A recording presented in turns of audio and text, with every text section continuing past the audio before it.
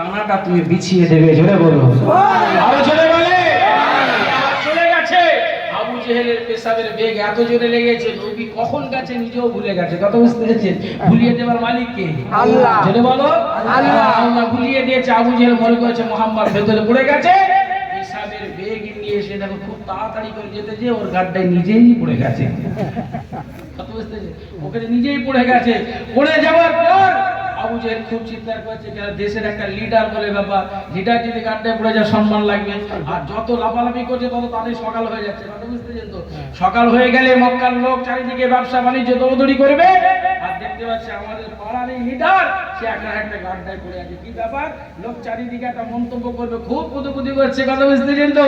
ওই সময় আবু জেহেলের কোন এক ভাই বসে দেখতে পেয়ে গেল, সে যতবার দড়ি ছুঁড়ে দেয়, সে দড়িটা আবু জেহেল যতবার ধরতে যায় ততবার আমার আল্লাহ জিবরাইল ফেরেশতাকে বলছে, ও জিবরাইল, ও দড়ি যতবার ঝোলাবে আবু জেহেলের হাত থেকে এক হাত দূর থেকে কেটে দেবে। জোরে বলুন সুবহানাল্লাহ, আরো জোরে বলুন সুবহানাল্লাহ।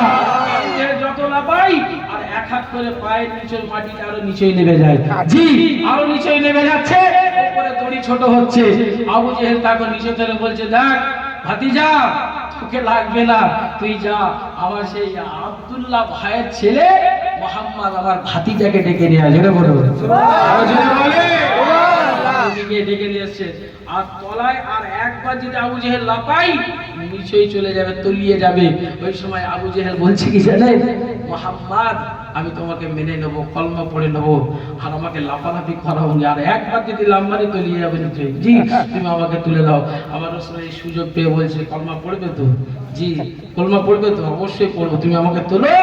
আমার রাসূল কোনো কাছিও লাগে না, দড়িও লাগে না, কিছুই লাগে না। নবী আমার খুদমাসিয়া ডান হাতটা বাড়িয়েছে, আবু জেহেলের হাতে টাচ হয়েছে, মক্কার জমিনে আবু জেহেল উঠে পড়েছে। জোরে বলুন,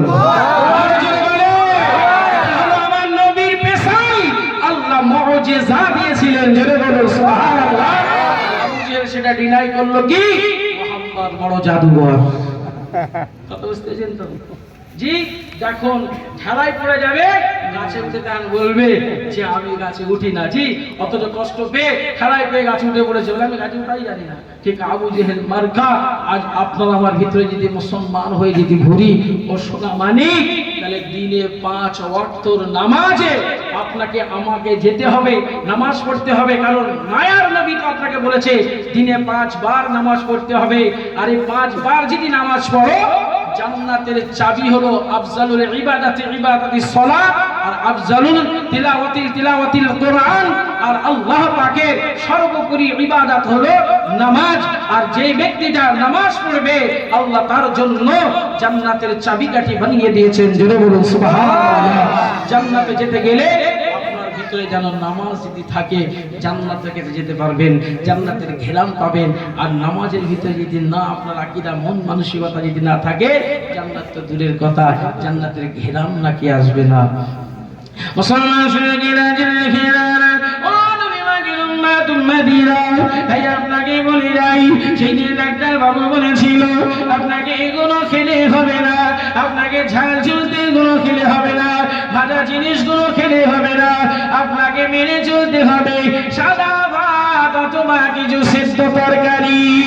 ডাক্তার বাবু বলেছিল, মায়ের নবী আপনাকে বলেছিল শুধু খাওয়া যাবে না, ঘুষ খাওয়া যাবে না। আপনাকেও বলেছিল মায়ের নবী হারাম নেওয়া যাবে না, বরবতা নেওয়া যাবে না, লোন নেওয়া যাবে না, টিকিট কাটা যাবে না, টাস কাটা যাবে না, ইত্যাদি ইত্যাদি মায়ের নবীও বলেছিল। যদি আজ ডাক্তার বাবু বলেছিল তোমার এমন করে রিপোর্টে ধরা পড়েছে এমনই একটা রোগ, এই রোগ থেকে বাঁচতে গেলে সিস্টেমে চলতে হবে, কিন্তু মুসলমান হতভাগা আজ আপনাকে নয় আমাকে নয়, আমি এমন অসিরন মানুষকে বলছি, আজ আমরা বাঁচার জন্য ওই ডাক্তার বাবুর কথাটা মাথায় তুলে নিয়েছি। এমন বান্দা আছে, বান্দি আছে, মাঘে রমজানের রোজাটা ডাক্তারের কথা শুনেও ছেড়ে দেয়, মাঘে রমজানের তারাবি তাসবি পড়াটাও ছেড়ে দেয় ডাক্তারের কথা শোনার জন্য। আর মায়ার নবী এই মাঘে রমজানে 17ই রমজান বদরের যুদ্ধে এমন করে আমার নবী লাখো, আমার নবী হাজারো হাজারো নবী সাহাবীরা রোজা রেখে জিহাদের ময়দানে আল্লাহ তাকে শহীদ হয়ে গিয়েছে। ও সোনা মানিকেরা, আজ আপনাদেরকে বলে যাই, নবীকে ইশকে দেওয়ানা, নবীর ভালোবাসা কখনো হাটে বাজারে পাওয়া যায় না।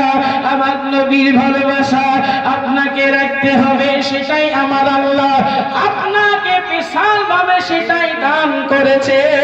সবই কিন্তু আমরা জানি, ওইটা কাজেও লাগাতে পারি না। ছট করে বলো, আপনার এই রাস্তায় ট্রাক যায়, ভিন্ন মারুতি যায়, বাস যায়, লরি যায়, সাইকেল যায়, মোটর সাইকেল যায়, প্রতিটা গাড়িতে একটা জিনিস লাগানো থাকে, চট করে দাঁড়িয়ে যায়, নামটা কি? জোরে বলেন, আরো জোরে বলুন তো। পৃথিবীতে নাম্বার 1 ব্রেক কোনটা সব থেকে হাই? ডিস ব্রেক নাকি গো? ভুল বলছে, ডিস ব্রেক নয়। জি, হাওয়া ব্রেক বলুন বলুন। ক্লাস প্লেট, আচ্ছা যাই হোক, যেমন বলুন। হাওয়া ব্রেক আছে, ডিস ব্রেক আছে, তেল ব্রেক আছে, হ্যান্ড ব্রেক আছে, অনেক ব্রেকও আছে, ডিস ব্রেকও আছে। না না না না না না, পৃথিবীতে সব থেকে আমার আল্লাহ আপনাকে নিজস্ব একটা ব্রেক দিয়েছে, সেটা হলো আপনার দিমাগ ব্রেক।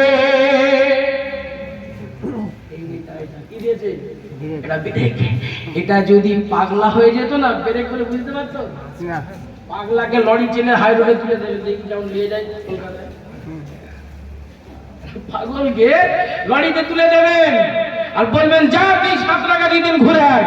সত্যি কি যেতে পারবে? তাহলে যার এই দিমাগ, এই ব্রেক, এই বিবেক,